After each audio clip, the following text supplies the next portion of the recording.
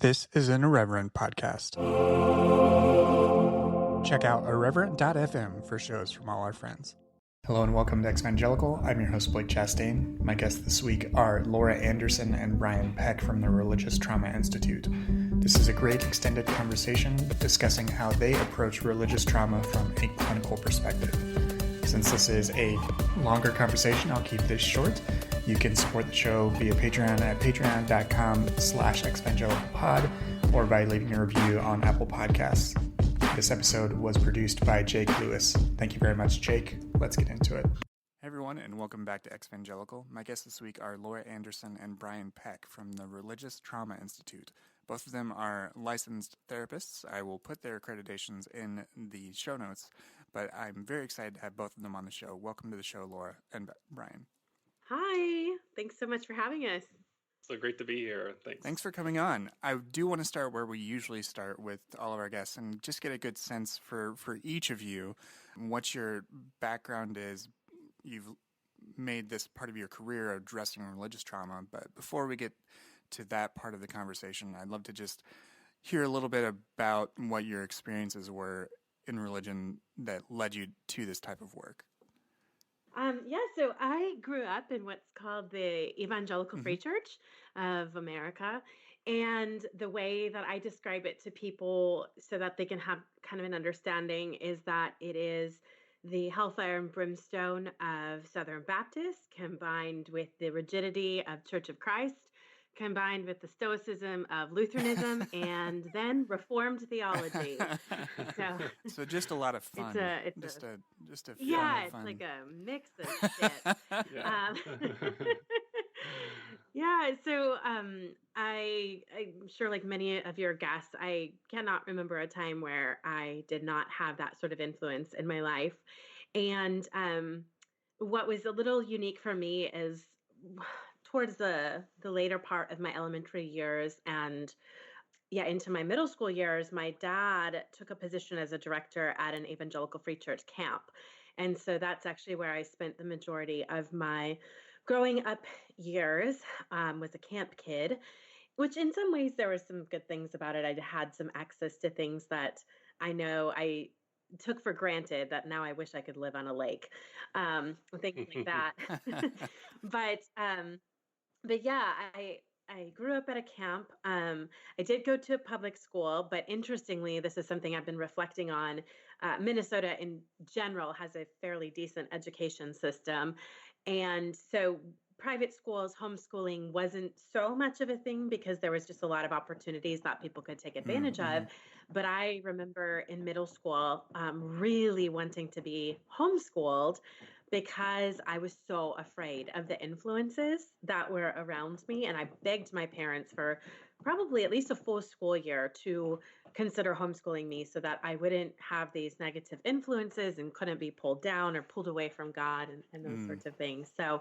So I grew up in all of that. When I graduated from high school, I believed that my mission in life was to be a wife and a mother. And I thought having probably 8 children would be a good idea. Very specific number. I was like 2 or 8, nowhere in between. I wanted those 2. I'm not sure why that happened. And so I kind of, because of that, really didn't have a lot of like educational aspirations.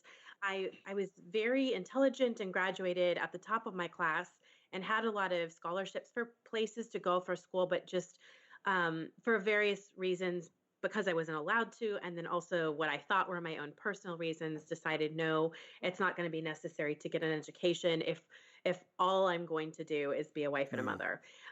So I went to a community college to pass the time and ended up starting to work at the church that I grew up in. I worked in the youth department first as a volunteer and then was hired on as a ministry coordinator and then unofficially a director. So I was doing the work of the director, not being paid for it, but also because I was a woman, was not allowed to really actually hold that title.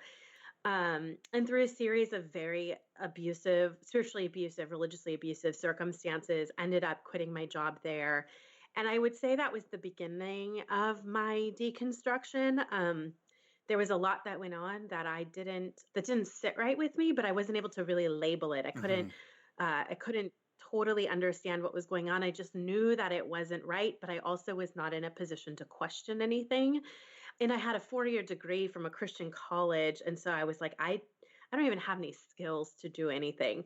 So after I quit my position at the church, I had actually hoped to move to Minneapolis, I was in northern Minnesota, wanted to move to the Twin Cities, and was actually kind of stopped from moving. The pastors at the church called all of the places that I'd been applying to for jobs in schools and basically blacklisted me and said, Oh my gosh. yeah, it was really crazy. I couldn't figure it out at the time. I was like, why did I not get into these schools or not Mm. get into get second and third interviews with these places, and come to find out that they had contacted the places and Wow. yeah, said that I wasn't fit to work there for various reasons or fit to go to school. So I was stuck in northern Minnesota, and so I ended up taking a position at a community college, but it gave me enough space away from like being really, really heavy in the church to be able to realize I wanted to go back to school,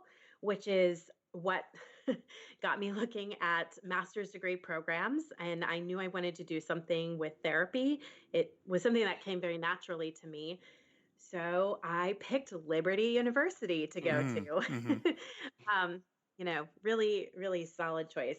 Actually, I have nothing against the educational experience I had there, but it was actually through that process that I really did start to deconstruct my faith. Um, Quite literally, the first day of class, there was something that one of the professors said, and it just hit me in such a way where I understood that the things that I had been taught, there was maybe more to the story. And so through that process, I continued to start asking questions, but knowing that I wasn't able to fully explore that until I would move out of the community. There just wasn't capacity to do that. And so I waited until after I graduated from Liberty and made a decision to move to Nashville, Tennessee, which is where I'm at right now. And that is what allowed me the space to both deconstruct, deconvert, and figure out kind of who I was as a person, and then also getting further into therapy with my own private practice, and eventually Hmm. specializing in complex trauma, with religious trauma being one of my specialties underneath that. So that's the tip of the iceberg story Yeah. of mine. Yeah, and I think just picking up on a couple of items from that, I mean, two of the things that stood out is like not having the vocabulary at the time when you're experiencing these things, and also not having the Yeah. space, both of which are really, really Mhm. valuable and Mhm. necessary, Mm. right? And I Yeah. was just sort of processing this just individually, let alone from a professional hmm perspective.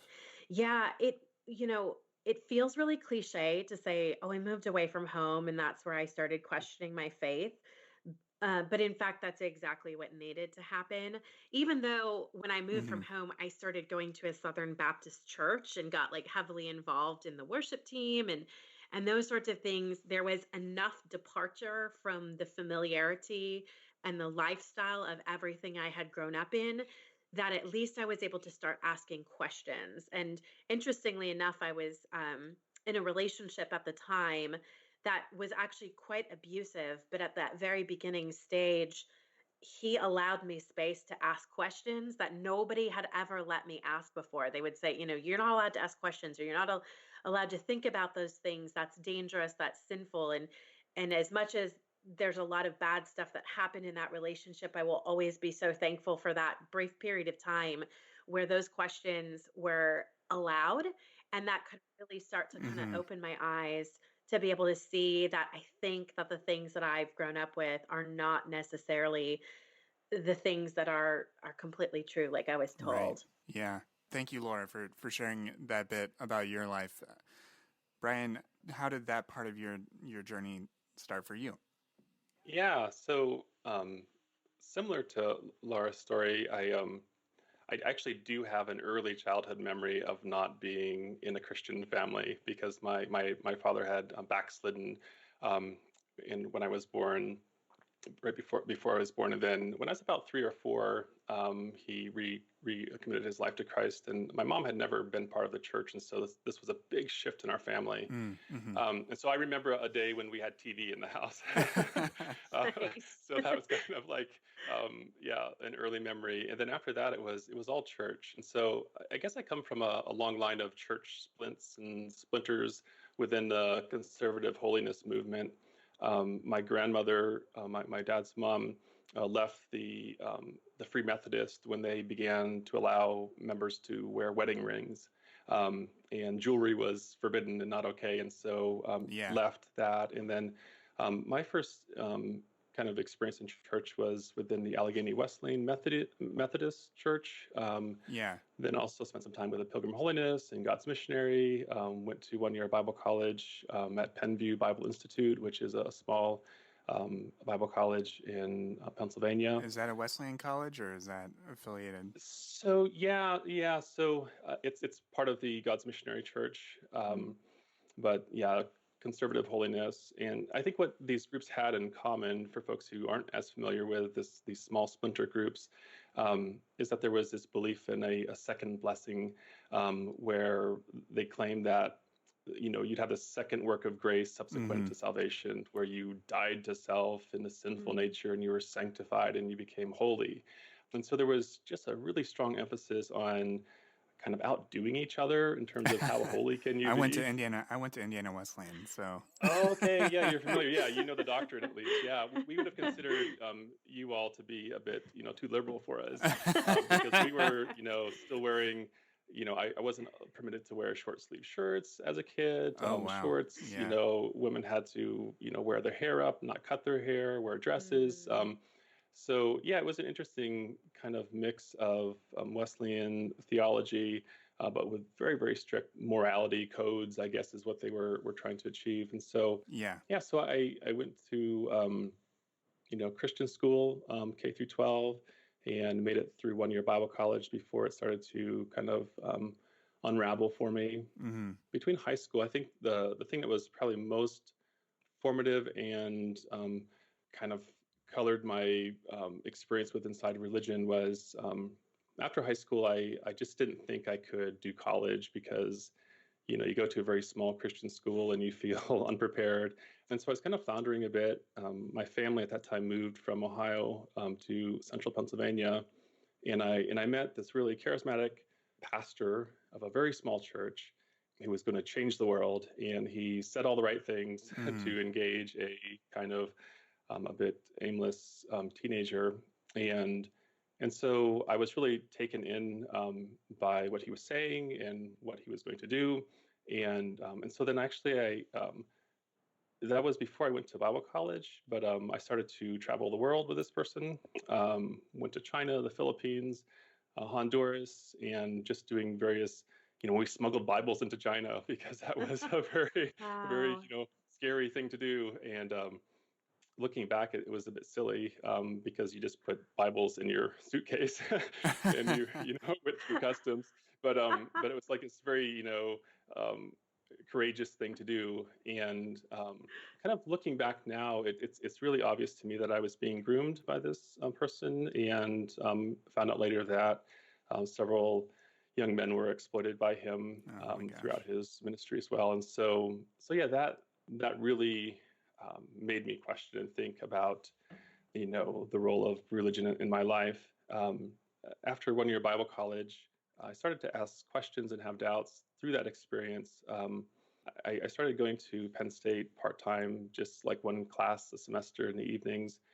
And I met some non-believers, and they weren't the scary, immoral, wicked humans that I thought they would be. And so then I began to question, what's going on here?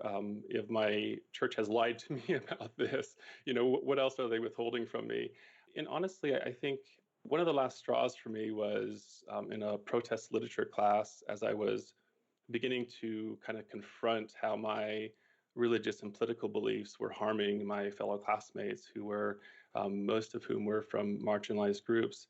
And I came to understand that I could really double down on my beliefs and maintain my religious beliefs or I could be the compassionate human that I wanted to be in the world. And but I couldn't do both. And so that really was a crossroads for me. And fortunately, in my experience, compassion won out. But yeah, that's kind of the journey that I've been on. From there was several years after that where I was, finally coming to a place where I was okay, not being part of the church. And then a move really gave me the space to begin to process my own experience without the added pressure of a local community. And so, yeah, I think that really gave me the space to explore who I wanted to be as well. Yeah. And did either of you try other expressions of Christianity, like either more progressive ones or more mainline ones? Like, having had so many of these conversations, it seems like it's a very individual choice, but some people have a very clean sort of, well, not clean, but a very decisive break. And some people have either things shift or what have you into a different type of religiosity or connection to a different type of their faith of origin, so to speak. Did either of you have any of that sort of experience? For me personally, I credit the fundamentalism that I grew up in for my kind of inability at that point to transition to a progressive form of Christianity. I went to a few different churches. I tried a few things out, but I grew up believing that if you were a progressive Christian, you might as well be an atheist right. because you were all going to hell, right? Yeah. And so I think in some ways that made it difficult for me to explore. And I often wonder what my experience would have been like if there was more of a gradual transition and I was able to find a form of Christianity that allowed me to be the compassionate person I wanted to be, for instance. How long I would have maintained my faith. I mean, there were some big questions that I think probably would have gone unanswered and I would still end up where I'm at today. But I think that process would have been a bit more protracted if I had not grown up in such a rigid black and white way of viewing Christianity. Right. And Laura, what about you? Yeah, I think that's an interesting question and something actually I've been thinking about quite frequently lately. I'm in school to get my PhD and I'm writing my dissertation currently. And so one of the things that I'm doing is reviewing my old journals from the last several years as they are part of my data. I think what I thought was happening is not what was actually happening. I thought that I had, a pretty clean break. And as I've read my journals, I was like, oh no, there actually was quite a long period of time where I was really trying to make things fit and to piece things together into a very progressive, liberal view of God. But I do remember a very specific moment that I came to, and I liken it to being in a relationship with a domestically violent partner, where this moment comes and you go, oh my gosh, I have tried and tried and tried and tried all of these times, and you've never shown up for me, and you've never changed, and you're never going to, and now I'm done. And there was that moment that happened to me. And I work with a lot of intimate partner violence, and that is part of my own story. And it's interesting that happened with my ex-partner, where there was a moment that came and I said, we are done. You need to get out of our home. And there was a moment like that. I had that with God too, where I thought, you are not real. You have never answered me. You have never shown up in the way that you said you were supposed to. I followed the rules. I've tried. And you've never come through for me, and I cannot do it anymore. And similar to a domestically violent or intimate partner violence relationship, it was over in that moment. There was no going back. There wasn't a conversation of, can we get back together? It's that Taylor Swift song, we are never, ever getting back together. And so it became more about the impact of that relationship. So having to deconstruct, like, what was the impact of this relationship with this God that was, in my experience, rather abusive. The teachings, the fundamentals, who God was. And so once that happened, it took things in a very different direction, which is where I was going anyways, I think. Hmm. But there was a definite moment that I had where I kind of, for lack of a better term, saw the light, and and everything changed Yeah. for me. I appreciate Yeah. both of your responses. I do want to be clear that I don't contribute a value, and this isn't some sort of like weird evangelical trick Mm. where I'm trying to get you like, you know, to like ascribe something to the divine. It's more, I just think that Yeah, it's so, yeah. I think it's valuable for people to hear different responses to that question, Yeah, just because for people's sure. journeys, Hmm. just as for both of you, they vary, and but there's value in being able to look back whenever you do have the privilege and the opportunity to do that and have some perspective on your prior experience, just because Yeah. some people might end up there, and some people, because of their traumas and because of all these other things, can't get there. And both, in my estimation, are valid. But I really appreciate you both answering that question candidly, just because I do think it is really helpful for listeners to be able to hear different answers to that. Hmm. Blake, if I can just add another piece to my Sure. story as well, I left religion long before I left fundamentalism or that way of thinking, and so I think in the work that I do with folks who are going through that transition. There's often a kind of intellectual process that happens where they read lots of apologetics and counter apologetics, and they do the research, and they come to kind of a cognitive or mental conclusion, Mm-hmm. an intellectual conclusion that this no longer works for me. But that kind of more visceral experience, that felt sense experience, and also this kind of way of thinking, just swapping out, one set of beliefs for another set of beliefs, but still interacting with those beliefs in this very rigid and fundamentalist sort of way.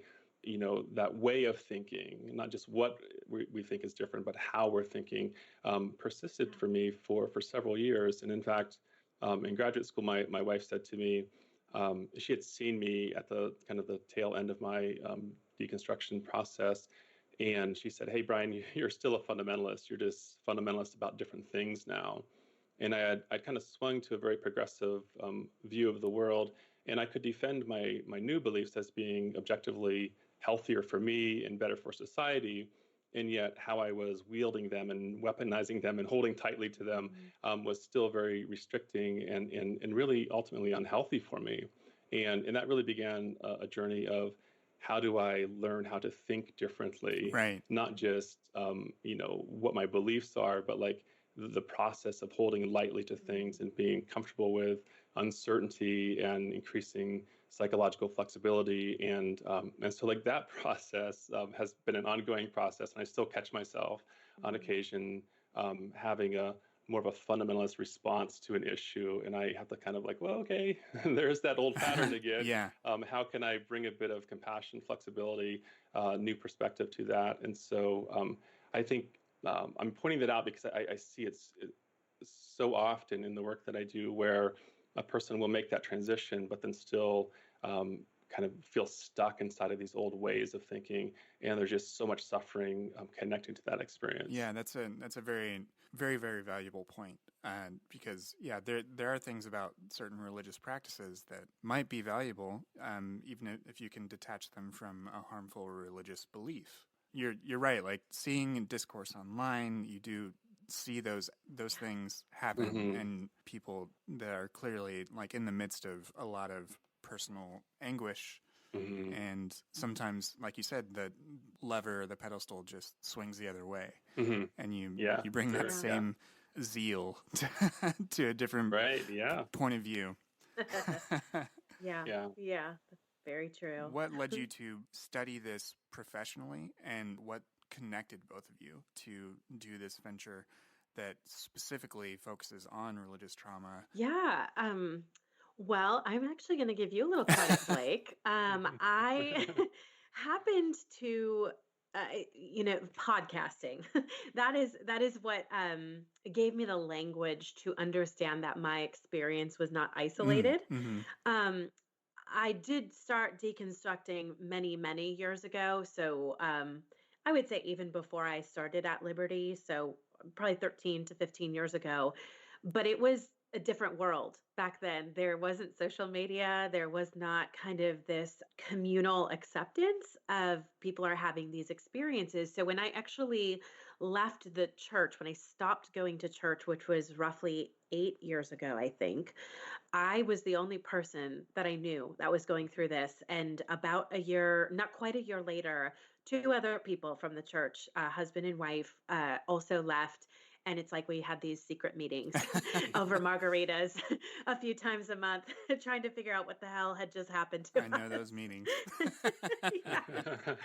And so as that happened, again, we were still like this secret little community. And interestingly, I don't know if you all have watched the show Big Love. We watched on Amazon Prime. We were kind of like, oh my gosh, like this is like we were in this like cult like religion and all these sorts of things, and realizing like maybe this was much bigger than us. Maybe this was not just this really tiny isolated experience, but that other people had experience, but it was still, like I said, very on the down low.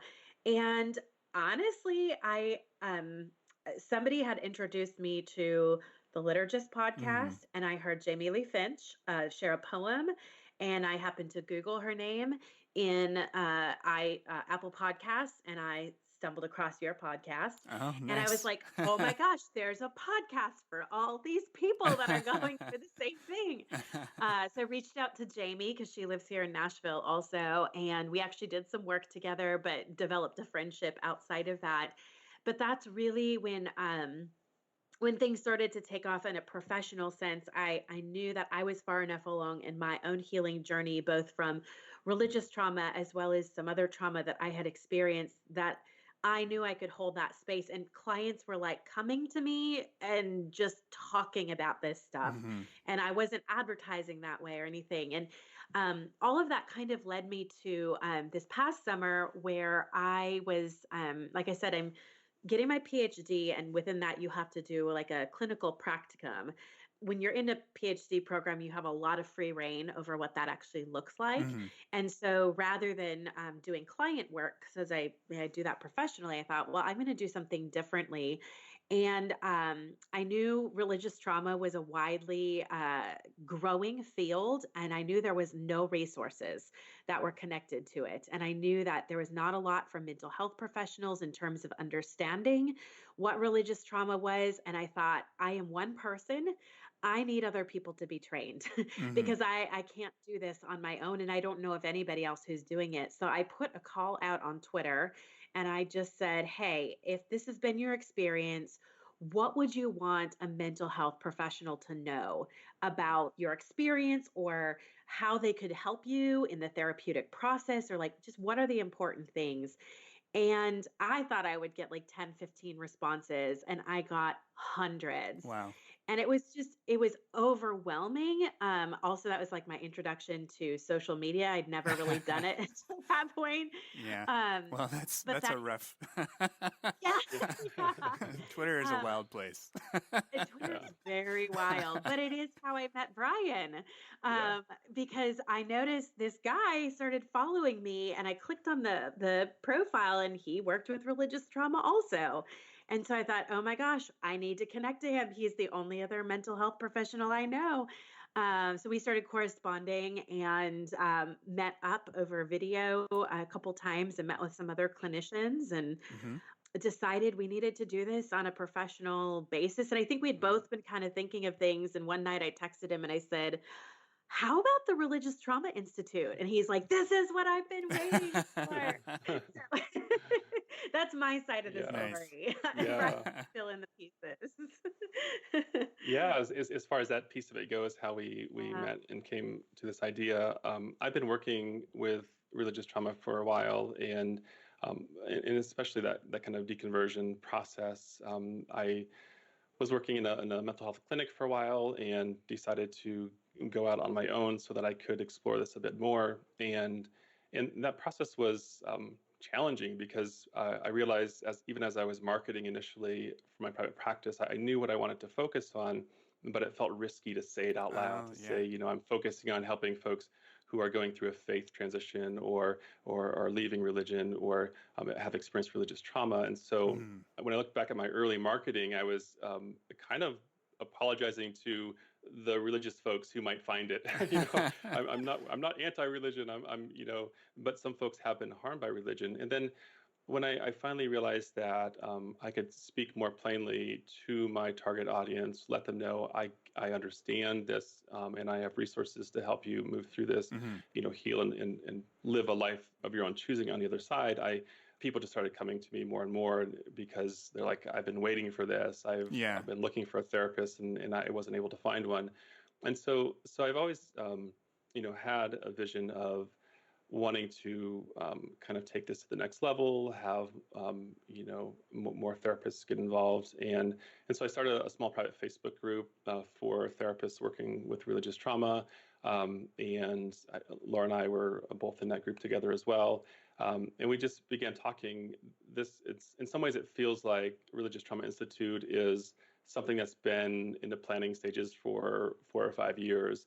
And it just finally took, two folks getting together who are really passionate about this and bring similar but unique skills to the table. And with Laura's passion to do that clinical training and so forth, it just feels like maybe the most effective way to serve the many folks who have experienced adverse religious experiences or religious trauma is to work with clinicians who already have a background working with trauma, catch them up to speed on what's unique about the religious trauma experience, but then you're not kind of starting from scratch. You already have the ability to work with trauma from a mental health perspective, and you just need a few additional resources. And so our vision initially is to provide those clinical trainings.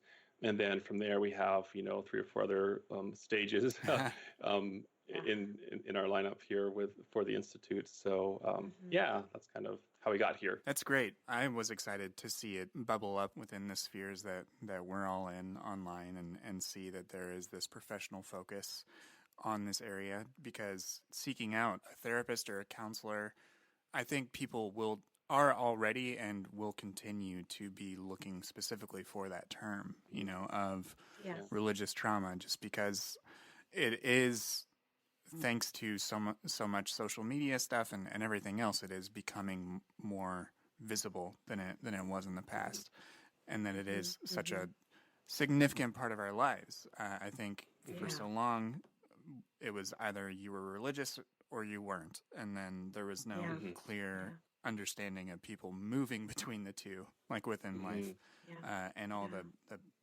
bad shit that can happen and all the trauma that can happen. Yeah.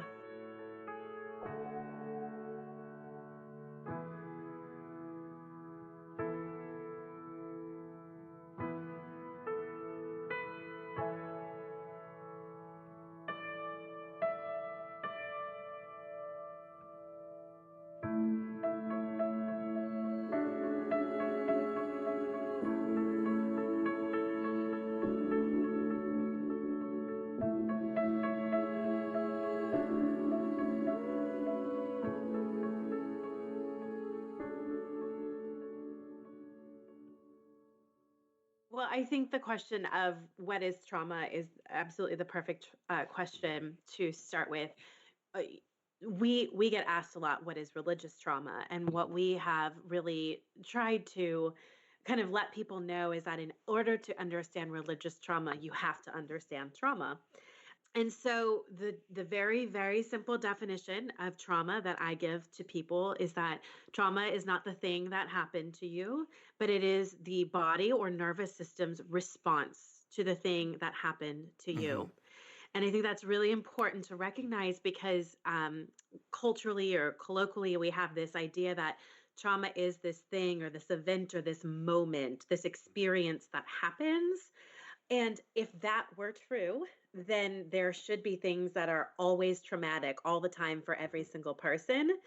Also, if that were true, we should be able to timestamp trauma Hmm. and say, this is this thing that happened, but it's in the past, and I'm here in the present now. So I'm good. That's over. We're done.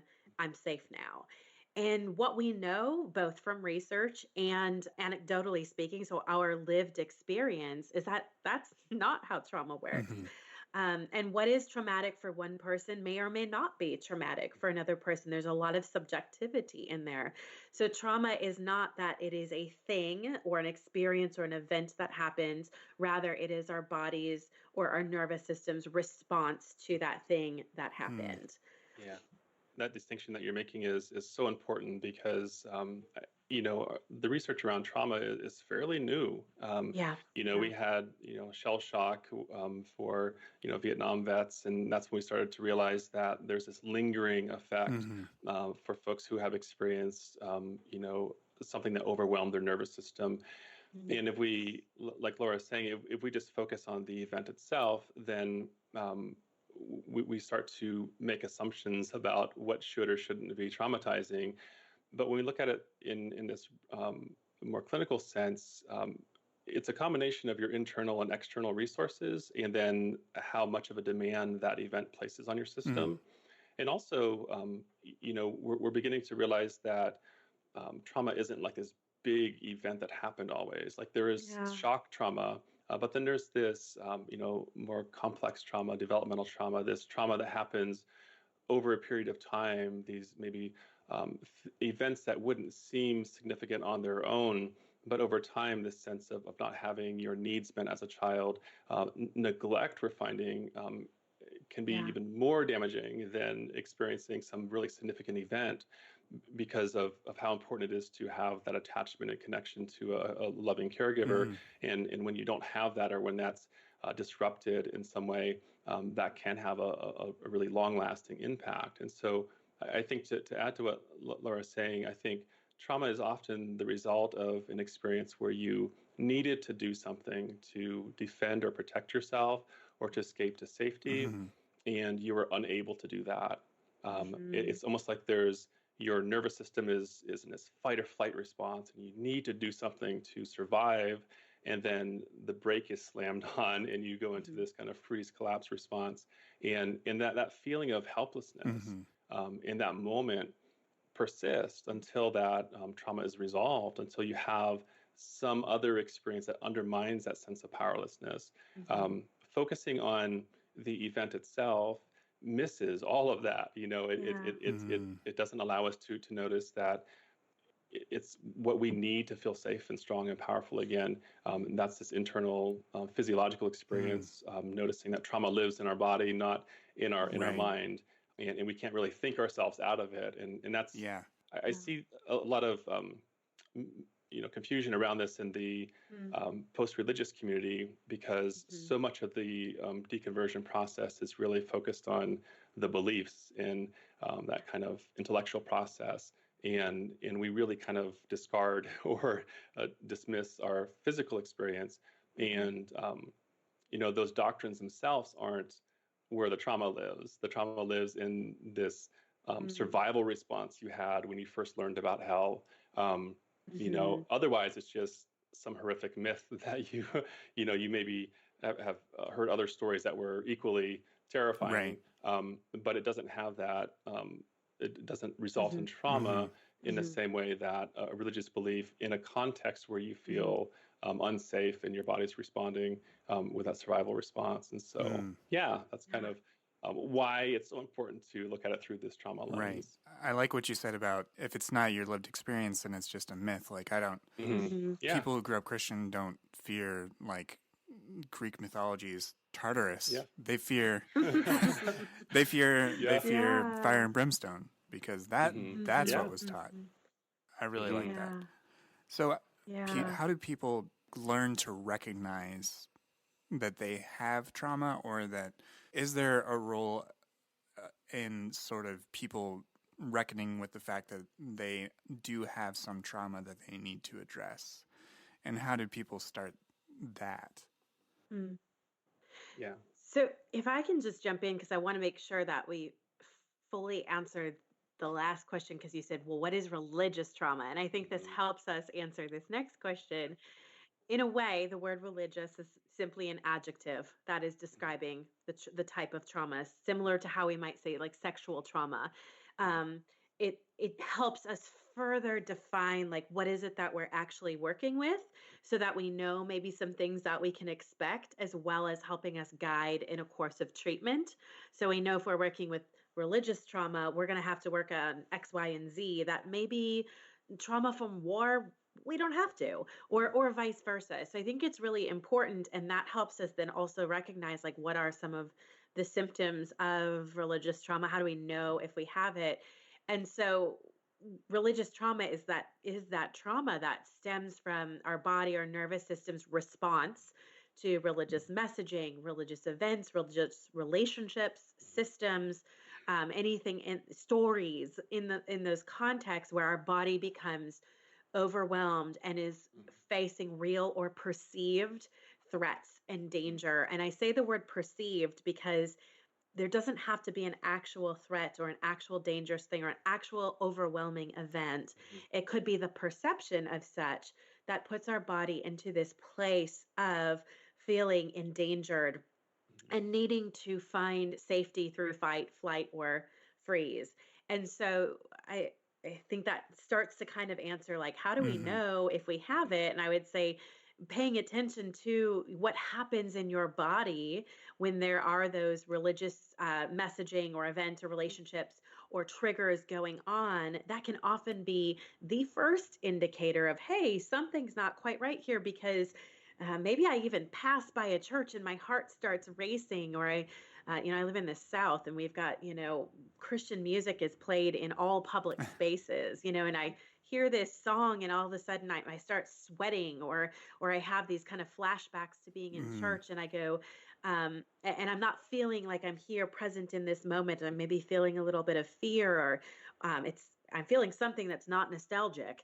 And we go, okay, that starts to help us recognize that maybe this system, maybe these relationships, these beliefs and messages that I've grown up with, my body does not view those as particularly safe, and I need to start paying attention to those and Mhm. or addressing them in a different way. Mm-hmm. Mm-hmm. Yeah, I think what you're saying is so important. Often, folks who have experienced religious trauma don't recognize it as such. I think Blake, you were Yeah. alluding to that, Mhm. and because we think of trauma as, well, nothing super bad happened to me. Mhm. I have clients sitting in my office, all the time, who will describe horrific events Mhm. where I'm like, oh my God, like that's like just devastating. As an 8-year-old, how did you survive Mhm. that? That's my response. And their response is more like, well, it wasn't that bad. That's just how it was in my house. Right. That's Yeah. just what I'm used to. And so I think sometimes having language and understanding of trauma can be really helpful, but it can also um, make people will attach it to this other understanding of trauma, Mhm. and they might say, well, no, I don't have religious trauma because I didn't experience, I wasn't, sexually abused by a Mhm. clergy member. And so because of that, we're introducing this term adverse religious experience, Mm-hmm. Mhm. where this is something that the definition, the working definition, we're still revising it, is any experience of a religious belief, practice, or structure that undermines an individual's sense of safety or autonomy, Mm-hmm. and or negatively impacts their physical, social, emotional, relational, or psychological well-being. Mhm. And when we begin to look at our religious experience through that lens, when I was, expected to behave a certain way, or else I wouldn't be accepted by the group, when there were, just adversive experiences where I didn't feel safe or okay in the group, we can see how those create a context or conditions for trauma Mm-hmm. Mhm. to be experienced. And so I think when we're talking about religious trauma, we want to kind of broaden it out a bit to include all these other Yeah. experiences, because a combination of those, maybe smaller experiences, still Mhm. results in this kind of felt sense. And what Laura is pointing out as well, how do we know whether we have this or not? If we tune into our physiological responses, we begin to understand, I'm bracing because I feel like I'm about to be like Right. hurt. Mm. And why is that? Well, because my body knows that that wasn't safe for me before, and I'm having that reaction to it in the present moment. And so, inside of a lot of religious groups, we live inside of our head, right? We live inside of the beliefs and the ideas, Mm-hmm. and we're even told, don't trust your body. Your Right. body is sinful and evil, and Mm. so we lose contact with this source of information about the world, and our nervous system is constantly assessing for cues of safety or cues of Mm-hmm. threat. And if we're not able to tune in and pay attention to that, and we dismiss it with ideas or beliefs or doctrines, then we don't realize how big of an impact it's having. And often we don't realize it until it's gone. Mm-hmm. When we start to realize, like, oh, that weight is lifted, like, wow, that was heavy. And so, yeah, I think that tuning into that physiological experience is just so important. Yeah. And if I can just add one other thing to that, that what Brian's talking about is why it is so important to understand trauma as subjective, and not compare. Mm-hmm. It's so easy, and this happens in the church all the time. Well, just be grateful because you could always have had it worse, or there's somebody that's had it worse. And so when we look at trauma through the lens of the nervous system's response to an event, it doesn't mean that you have to be a participant and a witness of this huge catastrophic event. It could be the messaging of, if you don't do this or pray this prayer or say this thing, you are going to go to hell. And that can have the same exact physiological response that something like physical assault or sexual violence would have. And so for people that are going, I mean, I don't know, it's just in this bad church. And like, is this really that bad? I would say, well, if your nervous system, if your physiology is having a response, then yes. And it's not about having to make my experience better or worse than somebody else's. Truth be told, there is always going to be somebody that has a worse experience than us. But the moment that we start comparing, that is where shame enters into the scene or the story, and that does nothing to help us heal. So when we can go like, hey, trauma is this nervous system response to this thing. The thing can be anything from what I experienced at an altar call in church, or clergy sexual abuse, or anything in between and outside of that. Yeah. Speaking primarily of being in evangelical spaces, where people are taught and conditioned that negative things are either dismissed or sanctified, right? So either thank God that something worse didn't happen, or thank God this was supposed to happen, and then making the suffering or the trauma into something that is you're supposed to be grateful for. I think that has been something that a lot of people in these types of spaces or these phases of their lives it's so valuable to have that information, because that information was kept from them for so long. I mean, even me, it's like those sorts of signals just are lost because you're taught to not listen to them.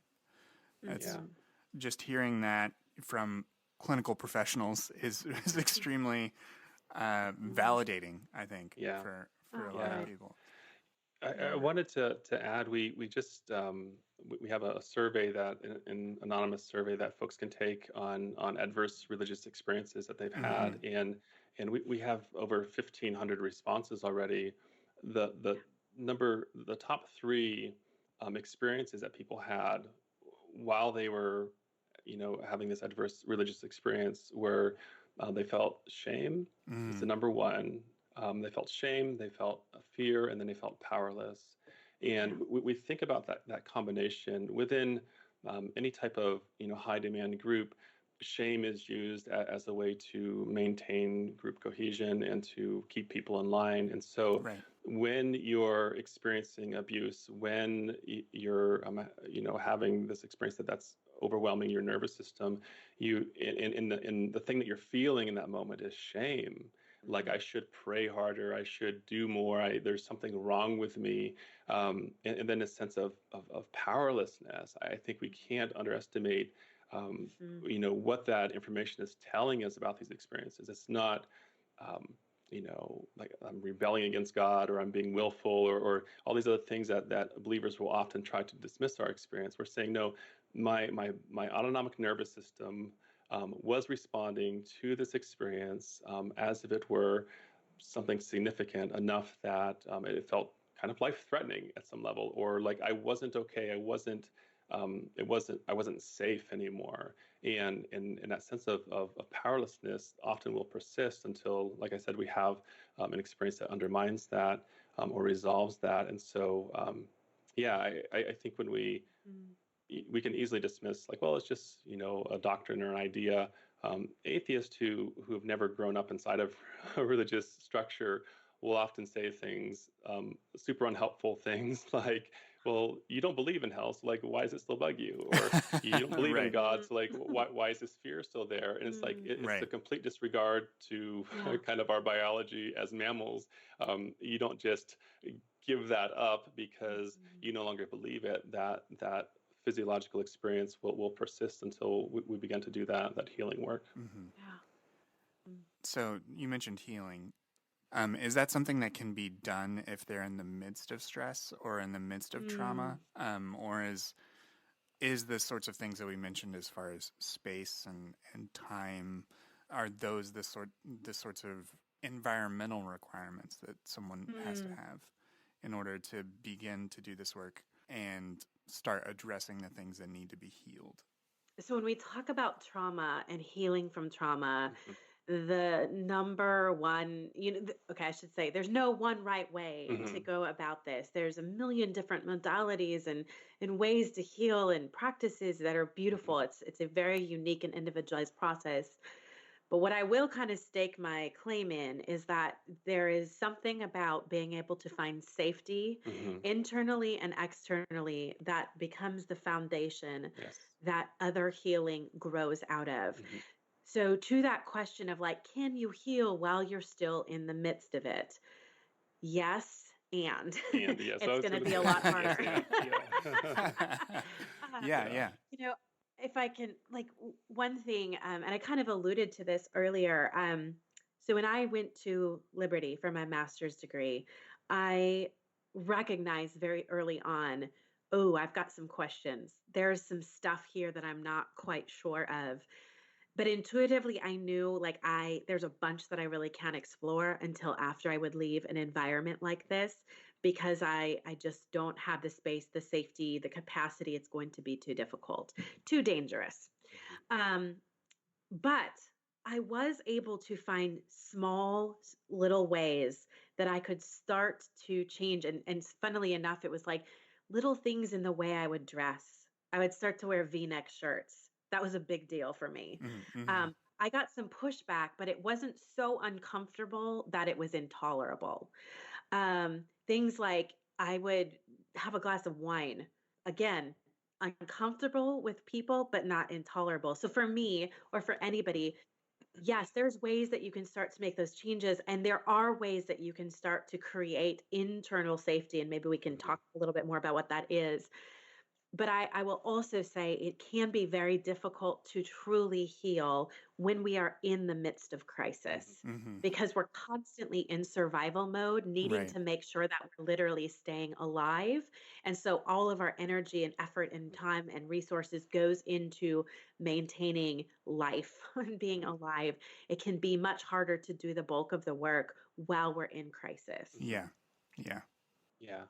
I would add to that, we think about these various physiological states that we humans experience in the service of our survival. So this freeze collapse response is a really adaptive response for a mammal who's being attacked by a predator to kind of, feign death. To in that experience, your body doesn't feel as much pain. You're kind of dissociating from the experience. It's a really kind of merciful thing that evolution has done for us.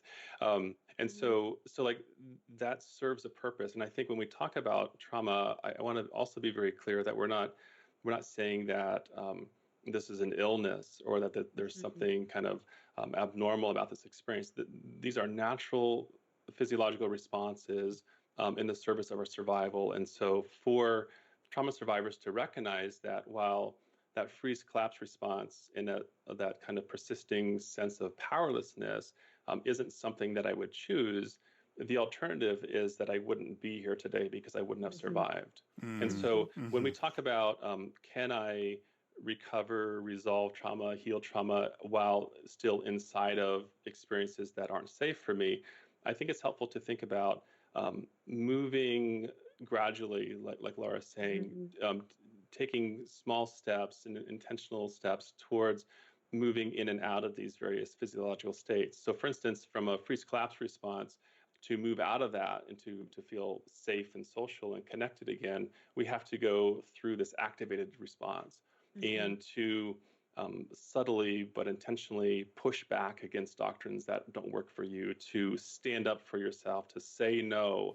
These are all ways that lead us to feeling safe and strong and connected again, that may not kind of completely resolve that trauma that we've experienced, but those subtle small shifts become a resource for our nervous system, and we can build on that as we move forward. And so I think when Laura said yes, and that's, we're both recognizing that we can begin to do things in the service of our survival, in the service of moving through these physiological states where they're no longer useful for us now because I'm no longer in the experience, but my body needs to know that I'm safe now. And so to push back, it's not just this story we tell ourselves, well, I'm an adult now and I can do what I want to do, so therefore I should feel okay. We know that's just simply not how it works. We need to have that felt sense. And so to have the experience of saying what you need to say, pushing back, your nervous system begins to feel like it can trust you again. You're not trying to convince yourself that you're safe. You actually feel safe in your felt sense. And so, so we can begin doing those small steps towards feeling safe again. Yeah. From a clinical perspective, or just from the way in which you understand your lived experience or the experiences that you've heard or addressed in counseling, is there either an order of operations type of thing that spiritual abuse can lead to religious trauma, or that spiritual abuse is a useful term in a different way? Because if someone is in the midst of something that is legitimately abusive, then I don't want people to think that anyone here in this conversation is counseling them to stay in that sort of thing. Sure. Right, for sure. Yeah.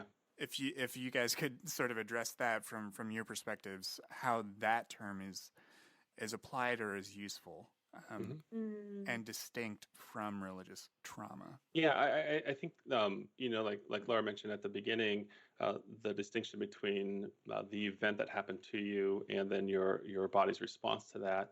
In some ways, that's a difference between religious or spiritual abuse and then the resulting trauma that may or may not, be experienced after experiencing the abuse. And so yeah, I think we can look at, and I'll let Laura go a bit deeper into that power and control. These experiences where you're ashamed into behaving a certain way, or you aren't able to make your own choices. You're not led to trust yourself and to do what's right and best for you. And it's cloaked in this spiritual language, well, if you'd pray more, or if you'd believe more, or there must be something wrong with you if you're not having this experience that we think you should be having. And when that shame and kind of aversive control happens, that certainly can lead to trauma.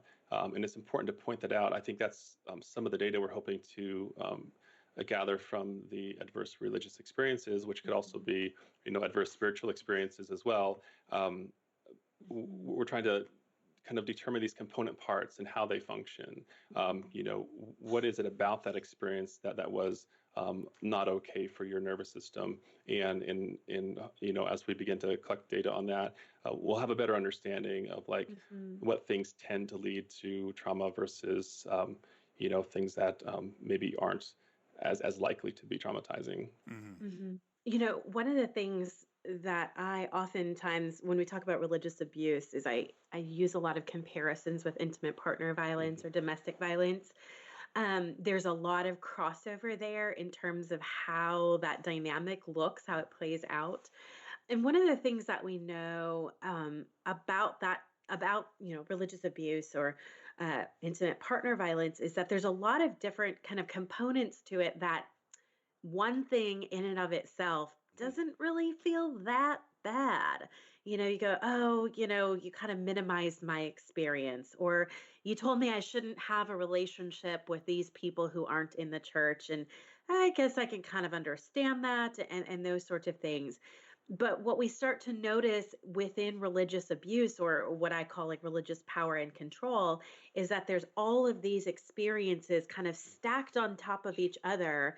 That's, you take a step back and you go, wow, like this is a system or a relationship that is controlling my experiences, having power and control over my life, where I don't have autonomy. I don't have the ability to make decisions.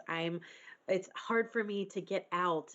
There's economic and emotional control and isolation and, defining of who I am as a person.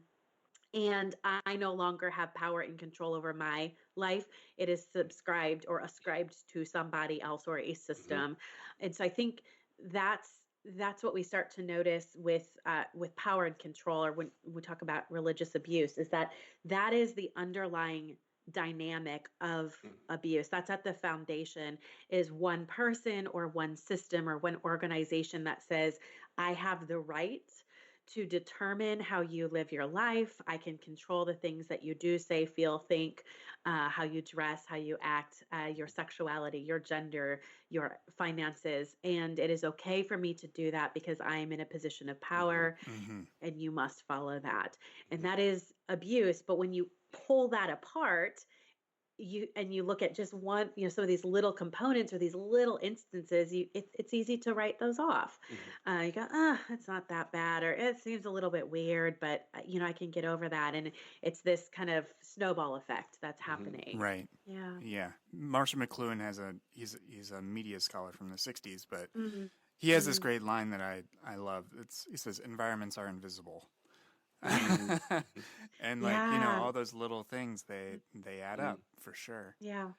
When I Yeah. think too, with any sort of abuse, but especially when we're talking about religious abuse, because I've gotten this comment from a lot of people, is, do I have to consciously, do I have to intentionally be abusive in order for this to be abuse? Mm. And I think it's important that people know that no. Hmm. When we grow up in an abusive or power and control dynamic situation, we are taught, ingrained, or what some people would say is brainwashed, to believe this is how you do life, this is how you think, this is how you talk, these are the expectations, and those sorts of things. Mm-hmm. So it is not uncommon that in a religiously abusive situation or a spiritually abusive situation, that you would be abusing somebody and not be intentional or not conscious about it. The difference between that and then somebody who's thoroughly an abusive person or abusive system is that once they know something different, they do different, Hmm. and they take the appropriate measures to remedy that. And that can be really difficult. There's a lot of ex-pastors who are grieving over the fact that I was harmed and then I caused a lot Hmm. of harm. Mm-hmm. And that's a really heavy burden to Hmm. carry. The difference though between them and the system is that they've recognized it and they've gone, I will do the work to heal myself and to heal others. Yeah. So I think that's important to recognize also. As you were saying that, Laura, the kind of looking at that through the lens of intimate partner violence. Yeah. If we Yeah. look at it also through the lens of developmental trauma, Mhm. your caregiver, this source of comfort and support and safety, is also a source of Yeah. harm. Yeah. And we think about what that does to a nervous system. And I think a lot of times folks who have experienced religious trauma will say things like, well, it wasn't all bad, and I really appreciated the Mhm. community, and people had my back and supported me. And in some ways, that makes it even worse, right? Mhm. Mm-hmm. Because Mhm. now I'm conflicted about, I may stick around for longer than what's healthy or safe for me because I'm getting enough support, I'm being pulled in. I think obviously this happens in intimate partner violence as well. No one just chooses to live with a raging asshole, Right. but they aren't Right. always a raging asshole, Yeah, right? They're often the most caring and loving and kind, and that's being able to recognize that, like, do I have autonomy, power, control in this situation? Can I make my own choices that feel right and safe for me, or am I punished for that, or are my access to resources limited because of that? And that can be very subtle and hard to detect. And I think it's important to notice. And I think that's why in the work we're doing, we're hoping to shine a bit more of a light on that. This doctrine in and of itself maybe isn't super harmful, but how it functions in this community is just devastating to folks, right? And it's going to it will impact 30% of your congregation in this traumatizing way, and the rest are maybe they have enough external resources in their family or friends or whatever that it doesn't impact them. But we need to talk about like how it can impact folks and what can be done about that.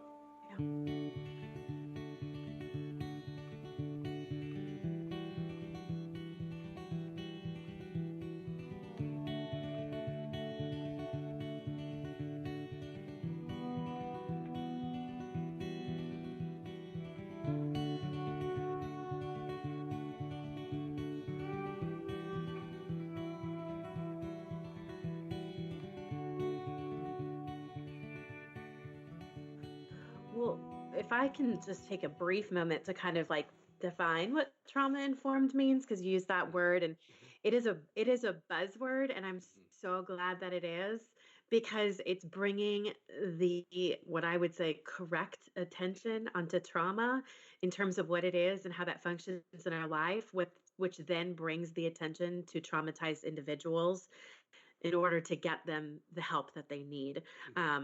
Whether that is through social media or therapy or coaching or whatever that might look like.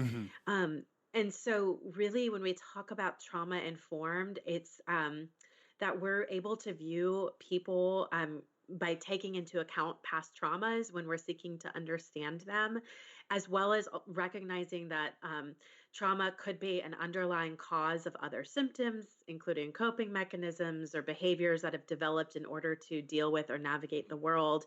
And so, simply put, it means like, if you're working with somebody, whether that's in a therapeutic sense or coaching sense, or even as a Facebook moderator or defining what you put out there on social media, it's important to consider trauma as like a foundational reason for why somebody might do what they do or respond the way that they respond, or how they navigate the world and the relationships, as well as symptoms that they're manifesting, whether that's psychological or physiological. So I think that's important, because you can be a trauma-informed clinician, but you can also be a trauma-informed human being. And I think that's really important. We all can do that. And so when we look at that in a social media sense, two things that come to mind are giving a lot of compassion and space for people's responses that maybe differ from yours, that maybe feel even a little bit triggering, to realize that, gosh, this person is probably filtering things or talking about things through the lens of their own trauma. And what is the compassion and patience and I know it sounds Christianese, but the grace that I can give them as they're trying to navigate through something that maybe I haven't navigated because that feels too big or scary, or maybe I already have and I feel like, you should already know that. But that comes to mind is to be able to give a lot of compassion and space for multiple opinions and thoughts and all of those sorts of things. And I know I said I had two things, but the other one slipped my mind. No, that's great. Yeah. Blake, when you mentioned kind of online communities, and I think one of the things that's worth pointing out is when you've experienced trauma inside of a community, it's really, really difficult, risky, scary, unsafe to be part of another community. Right. And I think oftentimes we have that experience of, I was harmed by a group, I'll never be part of a group again, or we'll say, how I experienced trauma inside of that group, I'm going to kind of reenact that in another group. It's often not intentional, But when we talked about trauma earlier, we said it's often this experience where I needed to do something to have a sense of completion or to resolve the experience. And if I wasn't able to tell my pastor that he's wrong, right? I didn't have the experience to speak forcefully to an authority figure. Mm-hmm. I will find another authority Yeah. figure in my life. I will seek them out, consciously or subconsciously, to have that experience. And I think when I'm part of several online post-religious or evangelical groups, and you'll see this pattern happen over and over and over again, where a person who has experienced trauma needs to be heard. They need to feel safe, Mm-hmm. and we'll do things like you have to say the words exactly correctly. You have to be very clear in how you speak, and you can't, this ideological purity. It's not so much that we care about being precise as we care about, do I feel safe, and can I control this environment enough to feel safe? Right. And I think that's often a trauma response. It's not always. Sometimes people care about, the words we use and how we speak to each other, and I think rightfully so.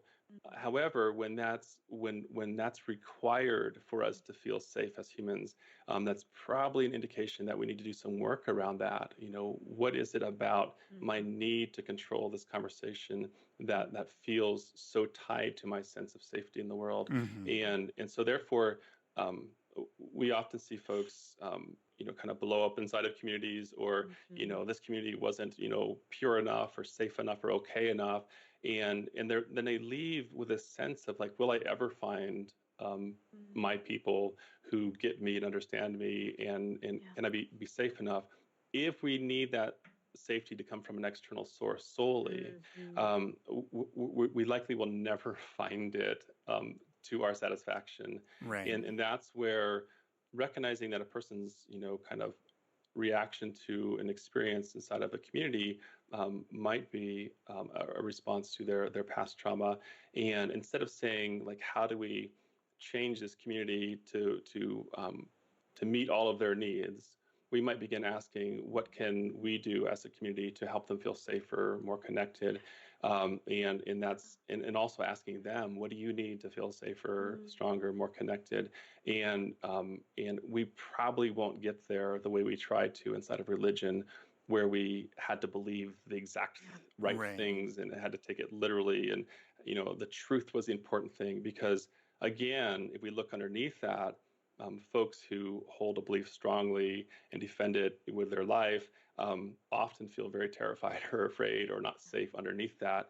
If they can physiologically feel safe and okay, if we begin to address those underlying needs that they have as a human, then their reaction and responses and what's necessary in the community is not quite as controlling or demanding. So yeah, I think that's certainly how do you address that as a moderator? Hats off to you, because I know that is incredibly challenging.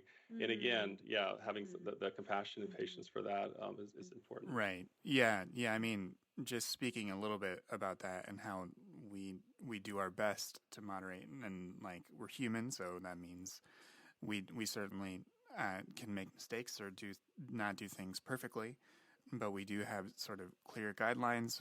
And there are certain things that we do expect folks to affirm, like the space is queer affirming, it's trans affirming, like it centers groups that were marginalized in white evangelicalism in particular, including people of color, all of the women, people of color, LGBTQ plus, all of those things, and then preferring basically personal narrative over what I tend to call like rhetorical dominance, or just someone having that be the sole answer. It's much more of an agnostic space than an atheist space. The interesting thing is that with such a wide and varied group, and just having so many members, people that still lean religious view the space as more non-religious, and vice versa. People that see it as non-religious see it as religious. And there might be some weird Facebook algorithm stuff that's invisible to us that's happening there too. But there's so many different things to keep in mind, and we do our best to make it a place where people can share and learn about other people that have gone through similar things. Just because, as you've mentioned, it's can be very isolating, and anything we can do to remove that is a positive thing overall, I think. Yeah, for sure. Yeah. I think social media, I think I mentioned this to you on a different call, Blake, but there's something really quite beautiful about it in terms of the community that it provides for people all over the world, really, to feel connected that this experience that I'm having, I'm not the only one. Right. And even though I deconstructed many, many years ago, when I found some of these social media communities, my healing took a different direction. To feel connected and to go, oh, whoa, you had that experience too. And like, I'm normal. I don't even know what normal means, but I felt normal. And so I think that social media can be particularly helpful in terms of connecting, because part of healing from trauma is being able to find safe connection and safe relationships. And that does not mean agreeing relationships. It does not mean that we have to agree with everything. It's that we can feel safe, like Brian was talking about.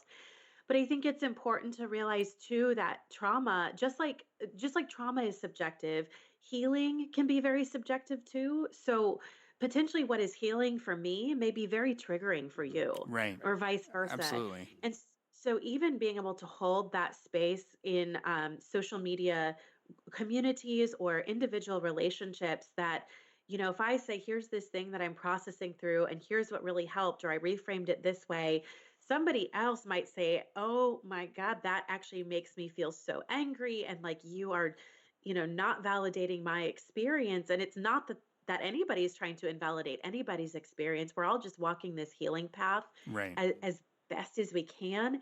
And so leaving space for our experiences can be different, and that can be okay. And we can maybe give each other the most generous assumption that we're not trying to be harmful, and we're not trying to invalidate, and we're not trying to be right or wrong. That's very fundamentalist, right, in our thinking. But going like, what would it look like to be curious and to hold space for other people? I think that's a really important kind of community to develop, because that then goes outside of the religious context. That goes into the rest of our world and our relationships and how we navigate humanity, essentially. But that's very different than how most people grow up. So leaving space for like, yeah, we're trying to talk about trauma without being traumatizing, but it's going to traumatize some people, because what's traumatic to you may or may not be to me. And this is healing for you, but triggering to me. So there has to be some space left in there for that. Yeah. As you were saying that, Laura, I was thinking about, I've run some groups before, and one of the kind of guidelines is that we don't give advice. And I think that's a difficult thing for us humans, because we're like, no, but if you do it this way, you'll be better. And I think when it comes to trauma, especially, we don't want your advice. We don't want you to tell us, that we're wrong or how to do it the correct way. We want to know that you see me, that you hear me, that you believe me. And when we begin to approach each other in that way inside of a group, that creates a context. And I think so much of the therapeutic work, and as Laura was just mentioning, this context of safety, this context of support, this context of I'm here for you, I believe you, I hear you, I see you. And I think if that becomes a focus in a community, in a group, as opposed to, well, you're wrong and this is why you're wrong, or let me tell you what worked for me and how it should work for you.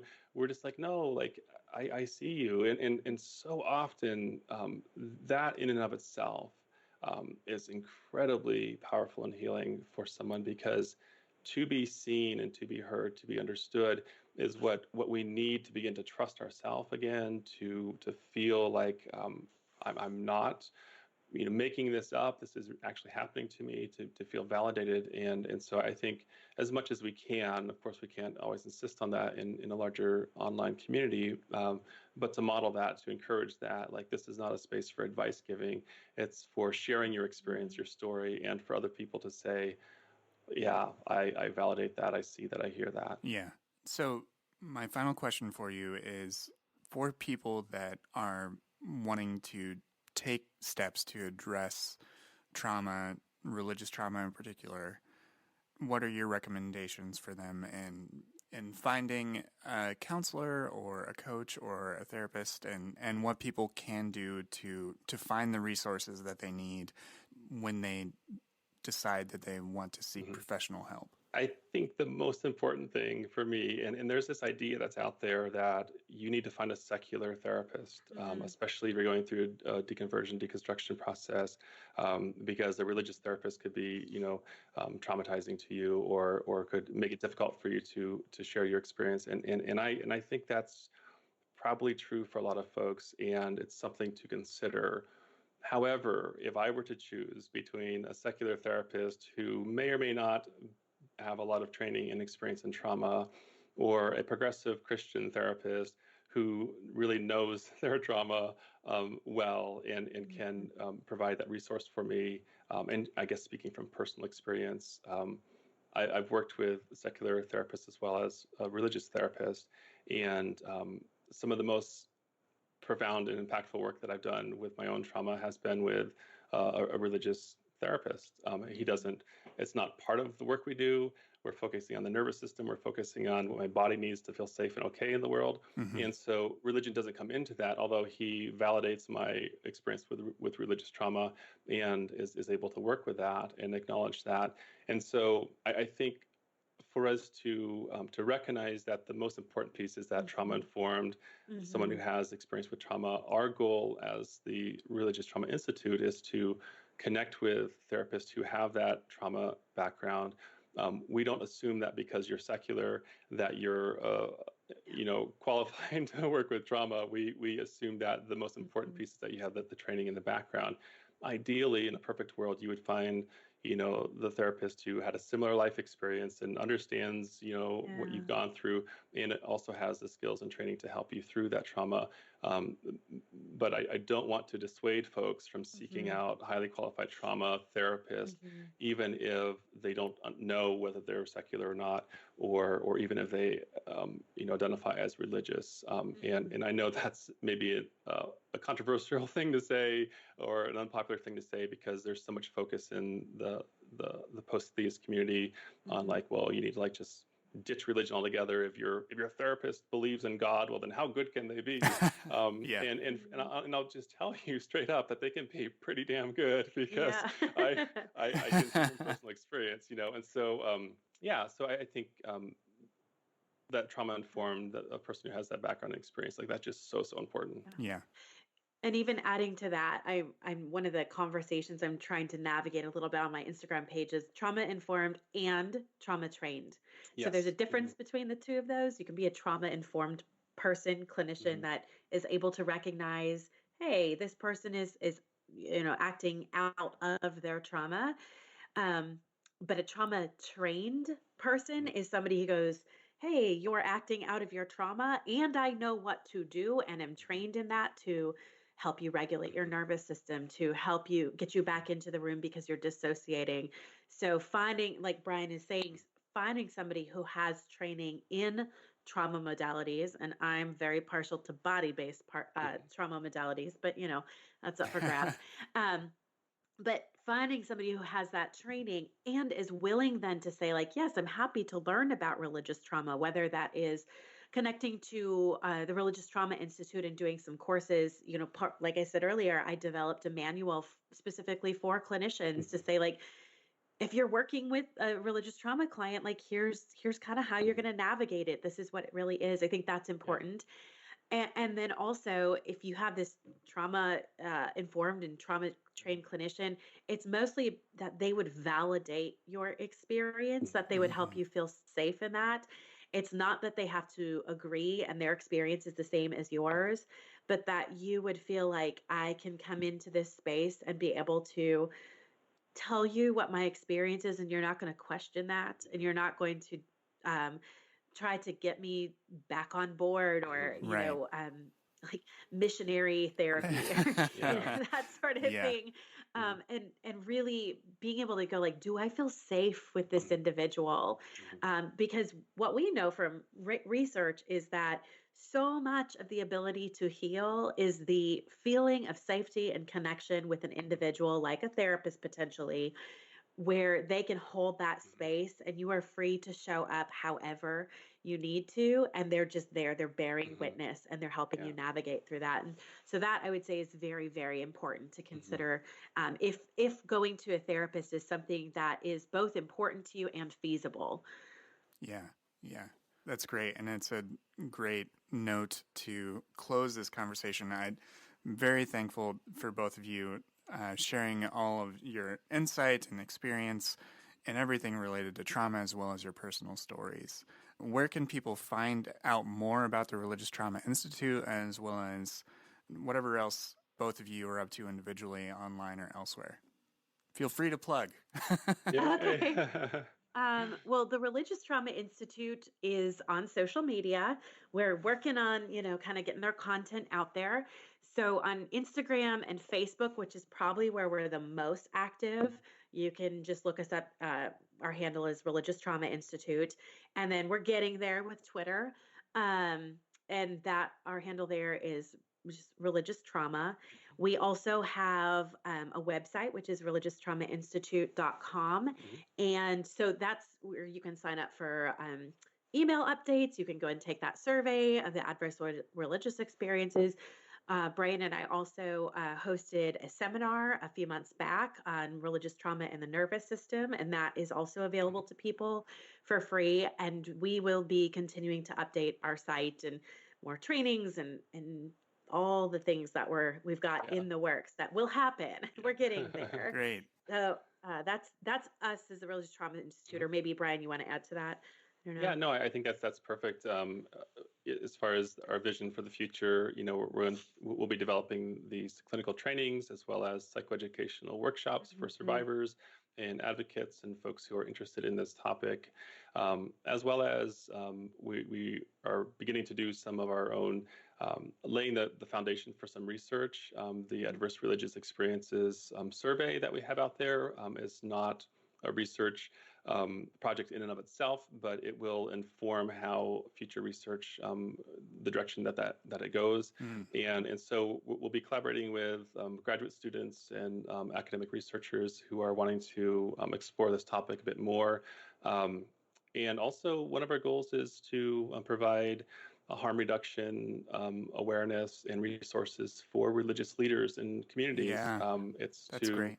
to recognize that this isn't this us versus them adversarial kind of relationship, but how can we make communities and organizations safer for humans, because our goal in the end is to reduce human suffering, and we can probably do that more effectively by partnering with and connecting with and not isolating ourselves from religious communities who can and maybe even want to do better, but they don't interface with and connect with folks who have left because Mm-hmm. they've kind of for various reasons, they're not in communication. And so for us to say, this is what we're learning, this is what we're finding, if you were to make these small changes in your organization, it would have a profound impact on the safety and well-being of your members. And so like that's maybe stage 3 of our growth plan, but it's something that we're wanting to focus on. We don't see ourselves as being anti-religious. We recognize that religion can be a source of strength and connection for some folks, and it can also be a source of suffering. We want to acknowledge why that is, what are the component pieces of that, and how can we do better. And so our goal is to, just really bring awareness to this topic, as well as to provide, research and clinical trainings to provide better support for individuals who have experienced it. Yeah, Yeah. yeah. Yeah. Wow. Well, I'm excited to see what's on the horizons for the Institute and for both of you. Brian, Laura, thank you so much for joining me today. Yeah, thank you so Thank you much. so much. It's been great. Thank you.